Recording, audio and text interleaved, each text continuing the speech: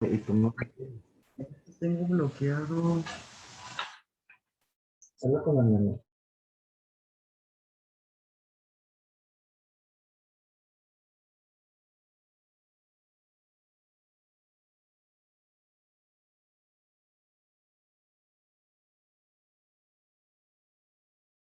Buenos días. El día de hoy vamos a hablar acerca de la retinopatía diabética y la retinopatía hipertensiva. Yo soy la doctora Valeria Silva y vamos a comenzar. Entre los objetivos que tenemos es conocer la definición de estas retinopatías, revisar su epidemiología, identificar cómo se clasifican, identificar los factores de riesgo, analizar el diagnóstico oportuno y tratamiento adecuado y evaluar la referencia a segundo nivel y su seguimiento.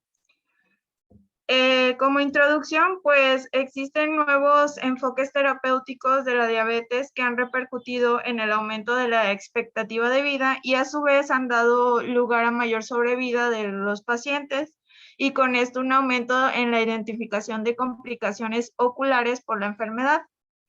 Esta retinopatía diabética es una causa importante de ceguera.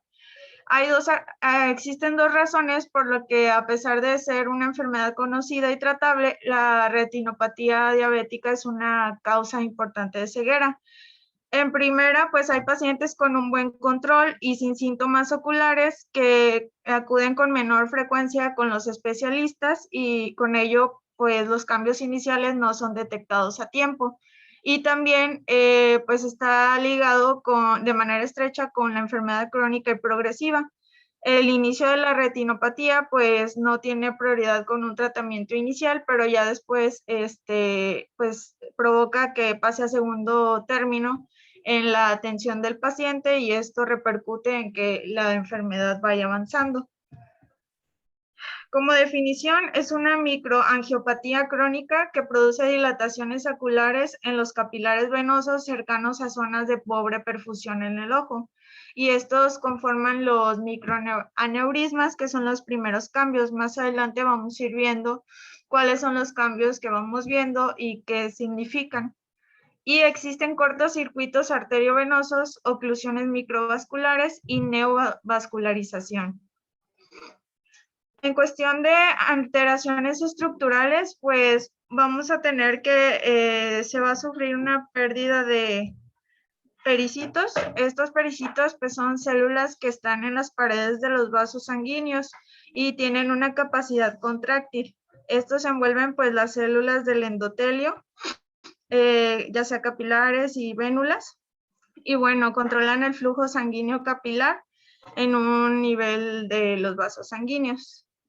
Después existe una lesión en las células endoteliales, es decir, en el endotelio va alterando la membrana basal y empieza a haber un aumento de la permeabilidad vascular.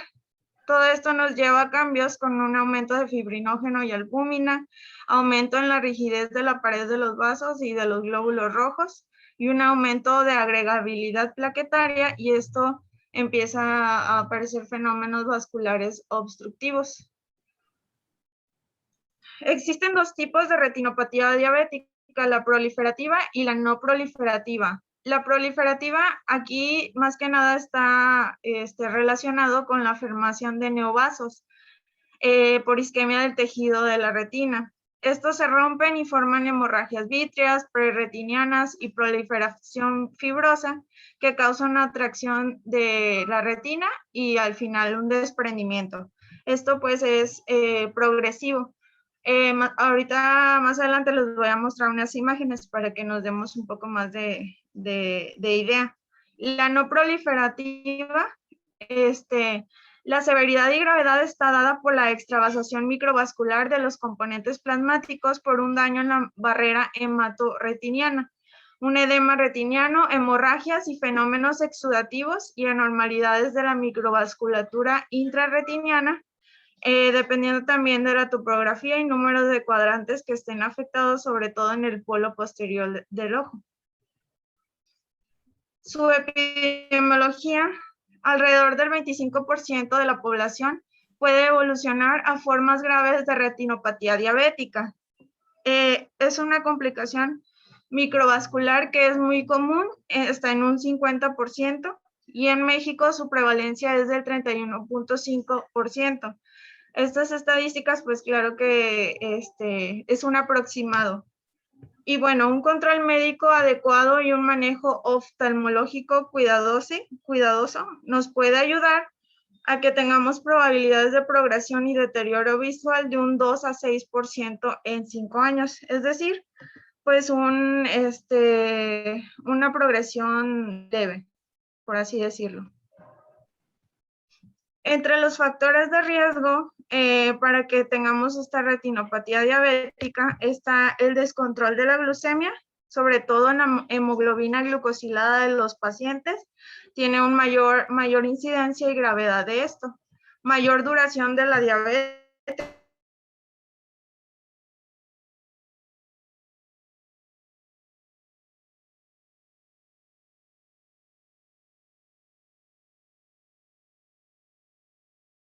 Pues si tienen sobre todo diabetes mellitus tipo 1, pues existen cambios relacionados a un aumento en la resistencia de la insulina y una predisposición genética. Y bueno, en cuanto a la detección clínica y seguimiento de estos pacientes, dependiendo de la edad de inicio, vamos a ver que se va a realizar el primer examen ocular y su seguimiento. Si empieza del 0 a 30 años, el primer examen ocular se recomienda al momento del diagnóstico, desde los 12 años o la pubertad, y el seguimiento es anual. Después de los 31 años, se recomienda el primer examen ocular 5 años después del inicio de la diabetes. Sobre todo debe de ser un fondo de ojo con dilatación pupilar y el seguimiento es anual. Y durante el embarazo, se recomienda durante el primer trimestre del embarazo y el seguimiento es cada trimestre hasta concluir el embarazo. En una retinopatía severa, más adelante vamos a ver los grados, se recomienda un seguimiento mensual. El diagnóstico. Bueno, en cuestión del diagnóstico, sobre todo con la fundoscopía. Aquí establecemos presencia de lesiones y clasificamos el estadio de la enfermedad. Y se recomienda bajomidriasis, como veíamos en la diapositiva anterior. Aquí, en el fondo de ojo, vamos a ver los cambios de la retinopatía diabética responsables de una disminución de la agudeza visual, que están ligados sobre todo a la afección de la mácula, ¿sí? Recordemos que la mácula es el área central situada entre vasos retinianos temporales de la papila y de la fovea. Aquí recordar que la mácula se encarga de mandar al cerebro las imágenes del campo visual central y la fovea, que es esta zona, se encarga de la captación de los detalles finos de la visión. Es por eso que vemos que los pacientes empiezan con disminución de la agudeza visual. Y bueno, recordar que la relación normal entre arteria y vénula pues es 2 a 3, es decir, la arteria debe de tener 2/3 de partes del grosor de la vénula, ¿sí? Aquí estamos. Esta es una vénula, la azul, y esta es una arteria, la rojita. Nada más es para que recordemos. Y bueno, la alteración de la visión central ya se da o avanza demasiado cuando tenemos edema e isquemia de la mácula, que es un peor pronóstico. La mácula pues es la que manda las señales al cerebro para que nosotros veamos. Y bueno, en cuestión de la retinopatía no proliferativa, podemos tener microaneurismas, uno de los datos, que estos son dilataciones saculares de los capilares adelgazados con proliferación de células endoteliales.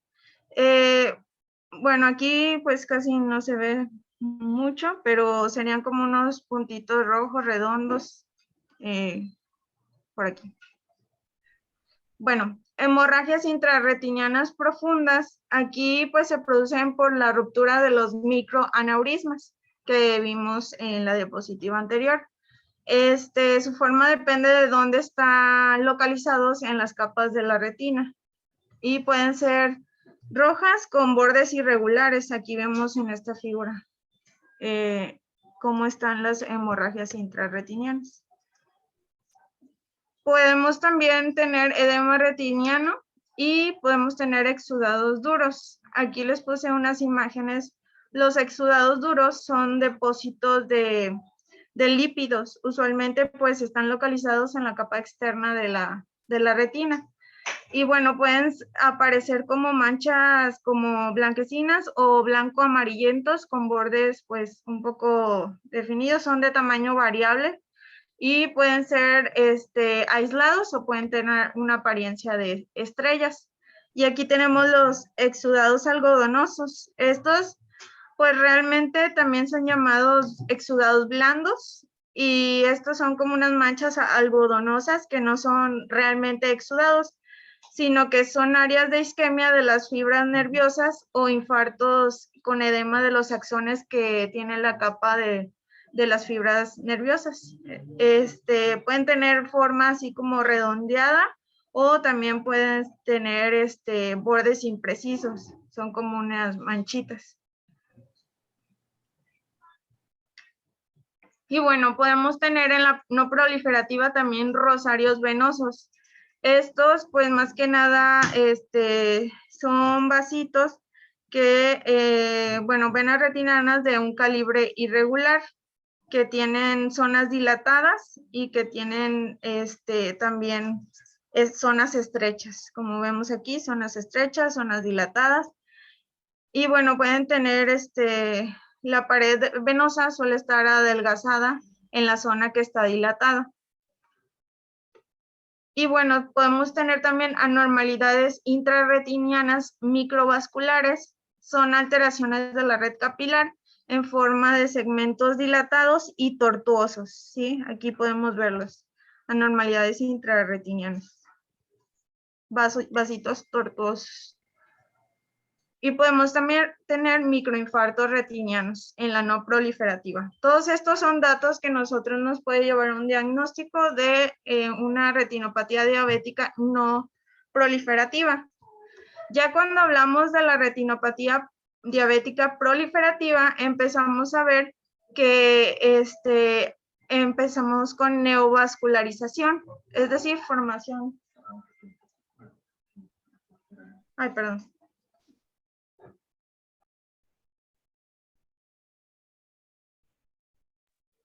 Ay, creo que no escuchamos, doctor, perdón. Adelante.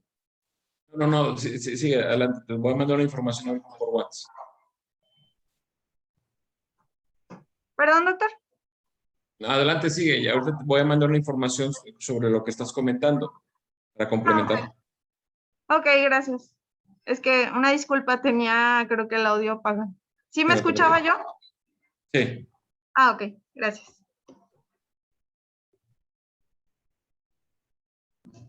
Bueno, hablábamos de que la retinopatía proliferativa podemos empezar con cambios de neovascularización.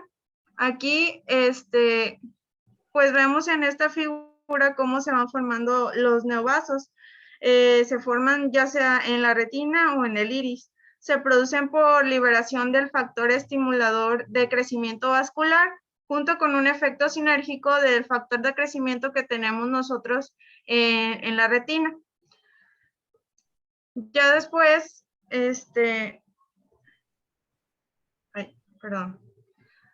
también podemos observar hemorragia vítrea, que aquí más que nada está relacionado con sangre en la cavidad vítrea. Aquí vemos una imagen de cómo se vería. O también hemorragias preretinianas. Estas pues son sangre, está relacionada con sangre que está atrapada en la retina y la hialoides. Posteriormente, pues desprendida en el espacio prerretinal, retrohialoideo o subhialoideo. Y aquí en la parte superior regularmente presentan este nivel recto y en la parte inferior delinean la porción de adherencia vitreoretiniana. Aquí unas grandes hemorragias prerretinianas nos pueden llevar a que se puede romper dentro del vitrio y ocasionar una hemorragia vítrea, que era la que veíamos en esta imagen. Y bueno, en la proliferativa también vemos, pues ya cuando progresa un desprendimiento de la retina. Aquí podemos observar en la imagen, pues como tal, un desprendimiento traccional de la retina. No sé si hasta aquí hay alguna duda. ¿Todo bien? Creo que sí. No, vale, todo bien. Bueno, vamos a continuar. Bueno, aquí tenemos esta tabla que es de la severidad de la retinopatía diabética. El nivel de severidad pues va a ser leve, moderada o severa de la no proliferativa. Vamos a ver que en la severa ya se observan, por ejemplo, más de 20 hemorragias retinales en alguno de los 4 cuadrantes, rosarios venosos en 2 o más cuadrantes o anomalías microvasculares intrarretinales prominentes en un cuadrante, asociado a la ausencia de signos de retinopatía diabética proliferativa. Ya cuando nosotros sospechamos que un paciente tiene la proliferativa, es cuando vemos uno más de los siguientes criterios, que son los que vimos en las imágenes anteriores, que tengan neovascularización, hemorragia prerretinal o vítrea, ¿sí? Entonces, estos datos, pues, son los que nosotros vamos a sospechar que la enfermedad ya avanzó, ¿sí? La mitad de los casos de retinopatía diabética no proliferativa severa, pues va a desarrollar más o menos la proliferativa en un año y bueno, el 15% de estos que tienen la severa también puede avanzar a una proliferativa. En cuanto a los estudios de imagen, tenemos la angiografía de retina con fluoresceína. Consta de una inyección intravenosa de fluoresceína en la vena periférica y nos ayuda a diferenciar microaneurismas de microhemorragias, neovascularizaciones de anormalidades microvasculares intrarretinianas y sobre todo, bueno, solo es necesaria cuando nosotros vamos a apoyar como un apoyo para modificar el manejo a base de láser o cuando exista un diagnóstico que es incierto, ¿sí? Realmente no se utiliza como tal de primera instancia y bueno, no se recomienda cuando el paciente tiene exudados duros. El tratamiento, aunque sea efectivo, depende de que tengamos una intervención oportuna. Ay, perdón. Permítame tantito. Sí. Voy. Una disculpa, aquí me fui un poquito más adelante. Bueno, el tratamiento. El tratamiento de la retinopatía diabética depende del caso que tengamos, ¿sí? Por ejemplo, tenemos la fotocoagulación con láser que disminuye la incidencia de pérdida visual y estabiliza el progreso de la retinopatía. Es decir, que el paciente tenga una pérdida de la visión y también un edema macular. Entonces consta de que el rayo pues llega hasta la retina y da los puntos con láser, ¿sí? Aquí el riesgo de pérdida visual cuando tenemos este tratamiento se reduce a más del 50%, o sea que sí ayuda bastante a los pacientes. Y bueno, podemos tener la selectiva y la panretiniana, que es de toda la retina. La selectiva evita filtración de microaneurismas que producen el edema macular. Este desaparece entre 4 a 6 meses después del tratamiento. Un 15% mejora su agudeza visual cuando tenemos el edema. La panretiniana, esta se utiliza sobre todo es de toda la retina extramacular, disminuye la demanda de oxígeno de la retina externa, que inhibe la producción del factor vasoproliferativo, es decir, que se formen nuevos vasos. Y bueno, esta ayuda a una involución de los neovasos y bueno, esta sobre todo está indicada en la proliferativa. Aquí vemos una imagen donde todos estos puntitos, pues como amarillos blancos son los pinchazos de láser, por así decirlo. Y bueno, la mayoría requiere más de una sesión de tratamiento, más o menos entre 3 o 4 en promedio. Y bueno, se requieren de 2 a 4 meses para que el paciente pues empiece a ver los cambios, o sea, se resuelve el problema. Doctora, hay un comentario. Sí. Cada puntito que vemos ahí en la diapositiva blanquecino es exactamente una cicatrización. Ay, perdón. Sí. Y aquí lo importante es establecer qué tanto ha perdido visión el paciente, porque en esa zona se cierra, pero hay una interrupción de la transmisión neuronal, por llamarlo así, hacia nervio óptico y se pierden detalles finos de la visión. En este paciente, el que está abajo, está en una etapa crítica que ahí te diría que el paciente ya tiene un 30% de visión, prácticamente está quedándose ciego. Eso es lo más crítico en la situación de un paciente que lógicamente aquí lo vemos no es controlado en su glicemia. Y la otra que si llega a tener detalles a nivel macular, acuérdense que la mácula es la parte más delgada y sensorial de la retina. Habiendo una lesión mayor ahí, el paciente prácticamente lo estás dejando que vea con puntos negros en toda su visión.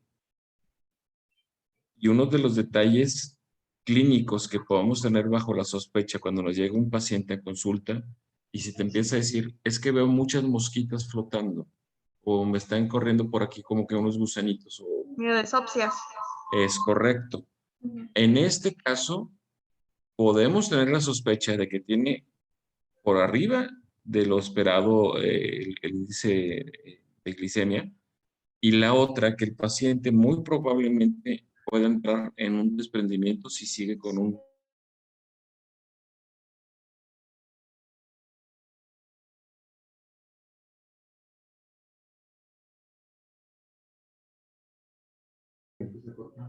Ay.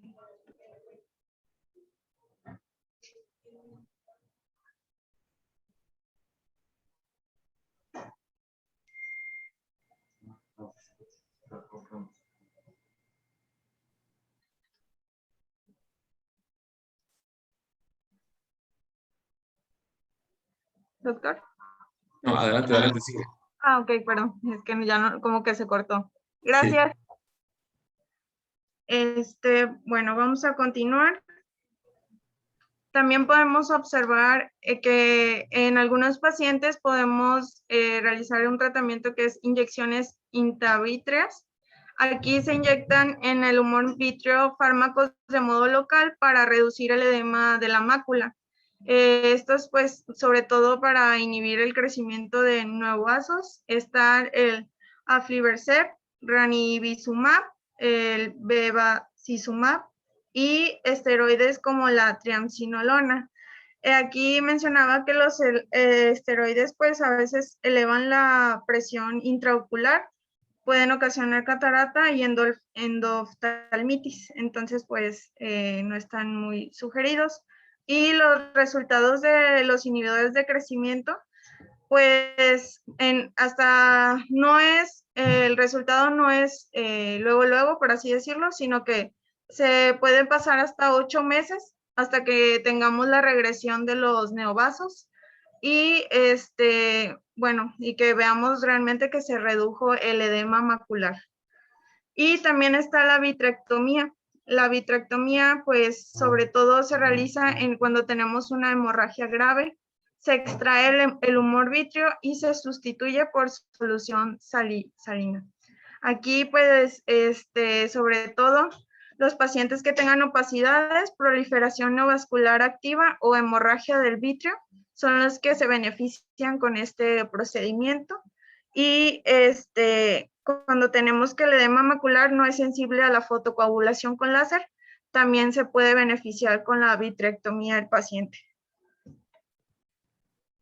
¿Cuándo vamos a referir? Pues cuando tengamos un desprendimiento de retina, una hemorragia vítrea, por ejemplo, en diabetes tipo 1, envío ordinario al diagnóstico, y en tipo 2, 3 meses de evolución sin mejoría, y cuando tenemos un edema macular con componente fraccional. Y aquí solo les puse este esquema que venía en la guía para que más o menos nos demos una idea. En el primer nivel de atención, identificamos a los pacientes con factores de riesgo que ya habíamos platicado y vemos si tiene diabetes tipo 2 o diabetes tipo 1.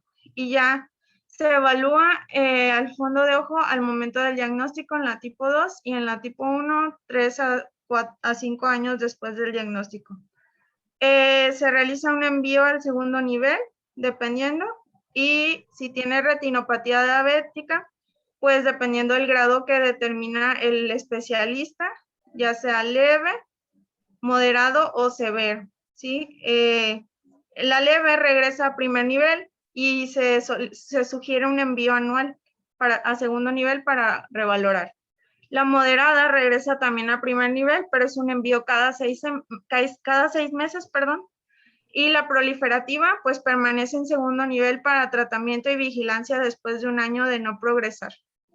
Pues ya se puede regresar a primer nivel, pero este se queda en segundo nivel. Y cuando no tiene retinopatía, pues se tiene que evaluar dependiendo de los factores de riesgo del paciente, ya sea semestral, anual o antes si hay datos de alarma. Sí, pues esta es un esquemita de cómo podemos valorar en primer nivel. ¿Alguna duda hasta aquí?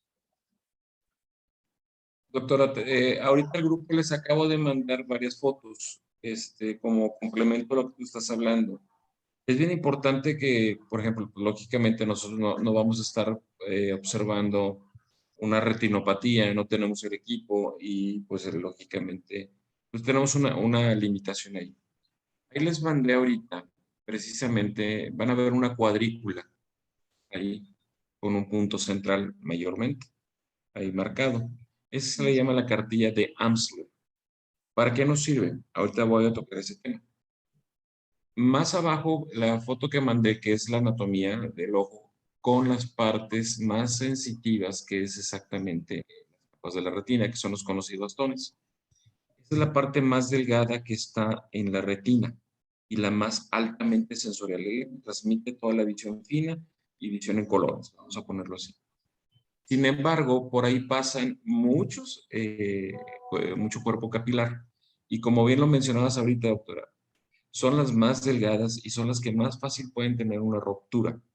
En este sentido, si se empieza a meterse en la fuga sanguínea entre la capa coroidea y la retina, es como la humedad en la pared que tú puedes tener en casa, que se empezó a humedecer, sobre todo la clásica que sucede con los baños, ¿no? Y empieza a desprenderse la pintura de la pared. Entonces, es exactamente igual como si fuera una hemorragia subretiniana o un desprendimiento de retina. Es para que nos podamos dar un panorama. ¿Y qué es lo que va a suceder? Abajo viene precisamente la imagen donde ya empieza a ser proliferativa, como bien lo explicabas ahorita, a nivel macular. Eso es lo más delicado. Cuando lo ve el retinólogo, que es una subespecialidad, este es un dato de alarma porque el paciente puede quedar sin visión. Y ahí es donde empieza la hemorragia, como también tú lo explicaste. Vamos a ver los dos panoramas. Ahí van a encontrar nuevamente que se ve la cuadrícula deformada. ¿Qué es lo que vamos a hacer con esa cuadrícula? Nosotros como primer contacto en medicina familiar, en la especialidad. Yo voy a pedir al paciente, sabiendo que tiene sospecha de diabetes mal controlado, que la glicosilada está fuera de los rangos normales. Entonces, ¿qué vamos a hacer con esa cartilla forma normal? Le vamos a pedir que se tape ojo izquierdo y que mire el punto central de la cuadrícula que les mandé.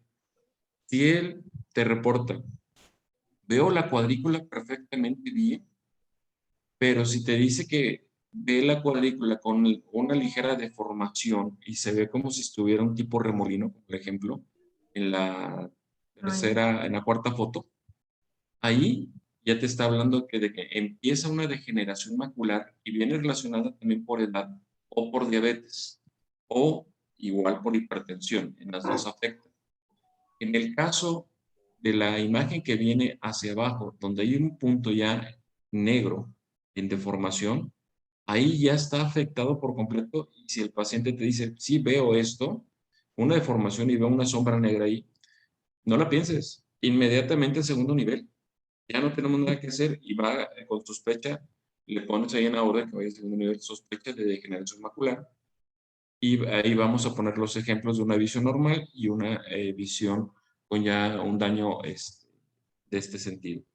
Créanme que se van a llevar un 100, pero tremendamente, porque nadie hace esto.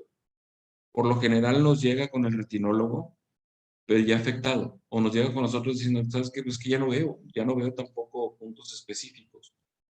Ya cuando le haces esta prueba es que avanzó. Nunca la persona que lo estaba viendo con control de diabetes nunca tuvo la observación de hacer esto. Entonces yo se lo recomiendo, ténganlo en su teléfono. Cuando tengan un paciente así de descontrol de diabetes, adulto mayor o vamos a decir ya arriba de los 40 o 50 años, que es muy normal que pueda suceder esto, hagan esa prueba y se van a evitar muchos tropiezos y estar trayendo al paciente en vueltas y vueltas y no, nunca va a mejorar. En este caso ya lo detectamos, vámonos, segundo nivel y créeme que te va a agradecer de por vida. Adelante, doctor. Muchas gracias, doctor. Bueno, vamos a continuar. Entonces, ay,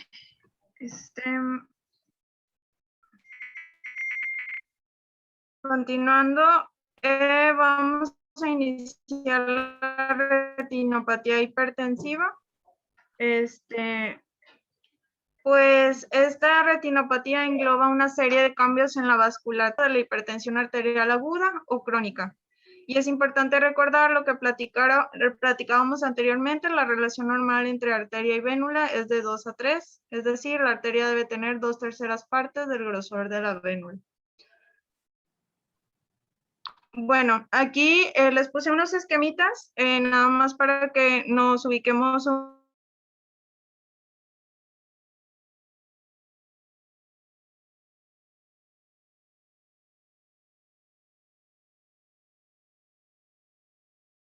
se define más que nada como cambios en los vasos que tenemos en el ojo. La retinopatía, transformaciones vasculares que producen la lesión en la retina, y neuroretinopatía, que se afecta también la papila o cabeza del nervio óptico. La angiopatía, que es la primerita que veíamos en el esquema anterior, pues tiene efectos en la perfusión retiniana. Puede ser hipertensiva, angiotónica, angioespástica y angioesclerótica.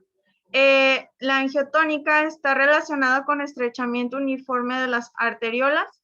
Sobre todo se ven hemorragias intrarretinianas, que es lo que platicábamos en las imágenes que veíamos en la diabética. Y pueden ser redondas o en flama. Y más que nada está dada en hipertensión de poco tiempo de evolución y no activa. La angioespástica se refiere a zonas de constricción focal, arteriola con zona de estrechamiento repentino y posterior recuperación del calibre. Aquí vemos exudados duros, que son los que veíamos que estaban formados de lípidos en las imágenes anteriores que ya pasamos, y se refiere a una hipertensión reciente y activa. Y la angioesclerótica se refiere está más que nada en una hipertensión activa y sostenida. Esta ya da un cambio permanente en la pared de los vasos y aquí podemos tener exudados blandos o algodonosos, que son los que ya habíamos visto, que parecían manchitas. Y bueno, son infartos de capa de fibras nerviosas de la retina. La neuroretinopatía nos puede dar papiledema o cambios císticos isquémicos, ¿sí? Podemos tener una forma de estrella macular por depósito de lípidos en forma radial en la mácula, como vemos en la imagen. Aquí vemos pues las zonas como en una estrella, y pues estas son lípidos. Y esto está más que nada dado en crisis hipertensivas, en enfermedad renal, en enfocromocitoma o en el embarazo, ¿sí? Cuando tenemos preeclampsia o eclampsia. La clasificación, encontré varias clasificaciones. Por ejemplo, tenemos esta de Shea, que va del 0 al 4 y dependiendo de puede tener cambios hipertensivos y cambios escleróticos. Aquí, escleróticos, pues recordar que ya el vaso pues es en cambio permanente. Y bueno, en el grado 4, por ejemplo, ya vemos que tiene un papiledema y ya hay fibrosis arterial, estasis venosa en cruce y pues podemos ver ciertos signos. Por ejemplo, en el estadio 3, el reflejo de hilo en plata que vemos aquí en esta imagen. Pues ya dependiendo de qué estadio, pues ya son los cambios que vamos a notar, como vemos en la tablita. Está la de Keith Wagner Barker, va del 1 al 4. Y bueno, aquí les quise poner mejor con imágenes. En el 1 vemos una vasoconstricción arterial y el resto va a estar normal. ¿Sí? Aquí vemos las arteriolas. En el grado 2, las arterias van a estar contraídas, tortuosas. Vemos aquí ciertas partes que están así como tortuosas. Los reflejos luminosos están aumentados. Las venas están distendidas con cruce arteriovenoso o normales. Aquí vemos las venas. En el grado 3, aquí las arterias están esclerosadas o tortuosas. Vamos a tener venas distendidas, hemorragias, exudados retinianos. ¿Sí? Y ya en el grado 4 ya vemos edema perivascular, venas distendidas, hemorragias, exudados y papiledema. ¿Sí? Entonces, esta clasificación pues es una de las que más veía en la literatura que están mencionadas. También es donde también nos usamos más con esa clasificación, la de Kate. Esa es la que más, porque te engloba un poquito más las cosas y siempre lo hemos dicho que finalmente es como si estuvieras viendo una región poplitea en una persona de 60 años con vida sedentaria. En todas las varices, prácticamente así se ve. Ok. Muchas gracias, doctor. Adelante. Y bueno, también tenemos otro tipo de clasificaciones, Maginpuk-Solans, que es angiopatía hipertensiva, retinopatía hipertensiva y neuroretinopatía hipertensiva. Y ya dependiendo de los cambios que veíamos en el primer esquemita que les puse, pues ya era como se subclasifica. Y la de Dodson y Coles, igual la clasifica en grado A y grado B. La A es no maligna y la B maligna. Y ya dependiendo de los cambios retinianos, pues ya se puede decir que tiene ya sea el pronóstico que puede depender de la magnitud de la hipertensión, la edad y otros factores de riesgo cardiovascular no son importantes, y en la maligna, la mayoría de los casos sin tratamiento mueren 2 años. En pacientes tratados, la supervivencia media es de 12 años. Entonces, esta es otra clasificación que se veía en la literatura. El tratamiento de la retinopatía hipertensiva como tal, no existe un tratamiento oftalmológico específico, solo se recomienda el buen control de la presión arterial y puede haber reversibilidad de las lesiones. Hay más supervivencia al lograr control del tratamiento de la presión arterial y que no tengan signos de afectación de otros órganos. Entonces, como tal, pues el manejo aquí pues es que tenga un buen control el paciente.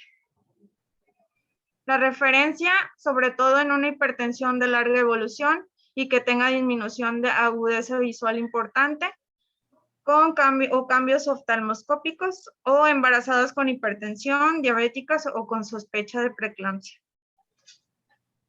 Y bueno, esto sería todo de mi parte. No sé si alguien tenga alguna duda.